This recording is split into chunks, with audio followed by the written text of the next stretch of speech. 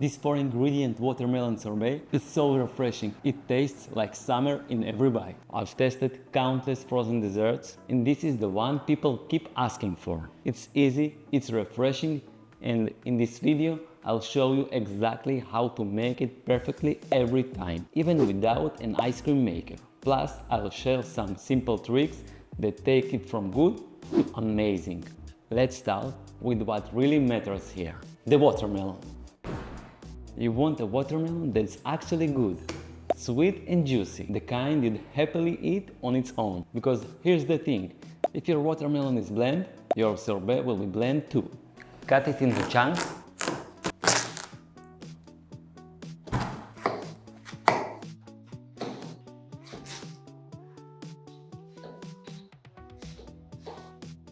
Let's give it a taste. Look at that. So juicy.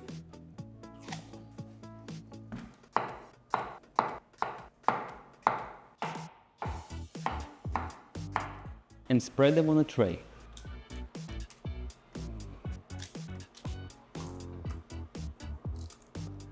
Now here's the key step. We're freezing these until they are completely solid. I know waiting isn't fun, but this is what makes the whole no charm thing work. The frozen fruit acts like natural ice cubes, giving us that perfect sorbet texture without any special equipment. While we are waiting, let me tell you something. Making perfect frozen desserts at home isn't just about following a recipe. It's about understanding the science. Why we freeze fruit, how different sugars affect texture, when to add alcohol for that perfect scoopability. That's exactly why I created my ice cream course. It's packed with everything I've learned, from classic custard-based ice cream to creamy no-charm ice cream, authentic gelato, bright fruity sorbets like this one, and even advanced techniques to level up your textures and flavor. I'll walk you through the steps, but most importantly, I'll teach you the why. So you can troubleshoot, experiment, and master frozen desserts like a pro. No more store-bought ice cream. We'll be creating flavors that don't even exist in the supermarket. If you want to check it out, the link is in the description. Alright, back to our sorbet. Look at these frozen watermelon pieces. They are just perfect. Into the blender they go. Now add fresh mint. This is optional, but adds a nice freshness to the sorbet.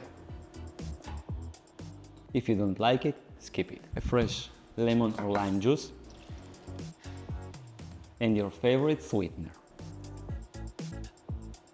Now let's talk sweeteners, because this is where you can really customize your sorbet. Regular white sugar is the classic choice. Why? Because it dissolves easily and gives you that clean, sweet taste. But here's where it can get interesting. Maple syrup brings this rich caramel-like depth that pairs beautifully with watermelon. Honey adds floral notes and creates slightly different mouthfeel.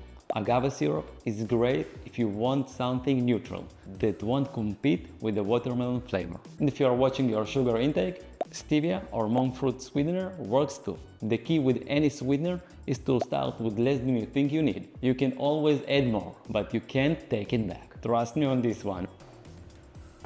Now we blend it until it's completely smooth.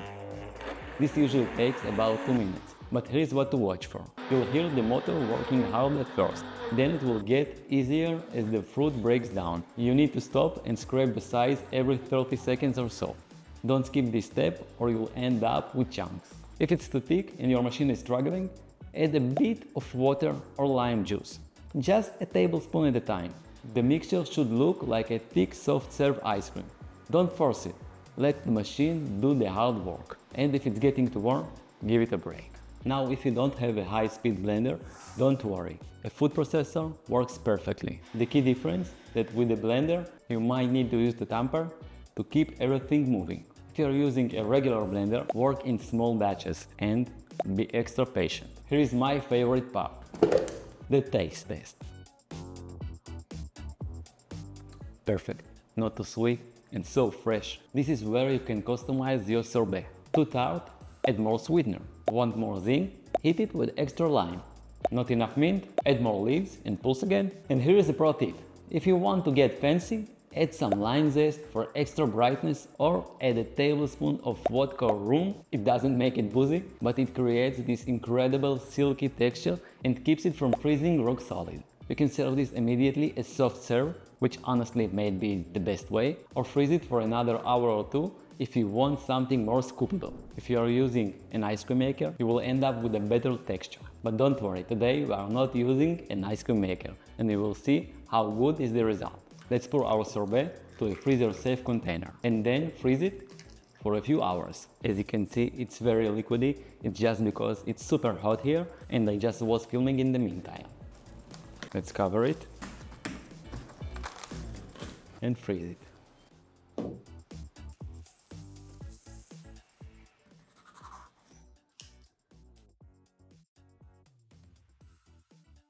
So there you have it, restaurant quality watermelon sorbet, no ice cream machine required. Drop a comment below and let me know what flavor you want to try next. This is what summer should taste like.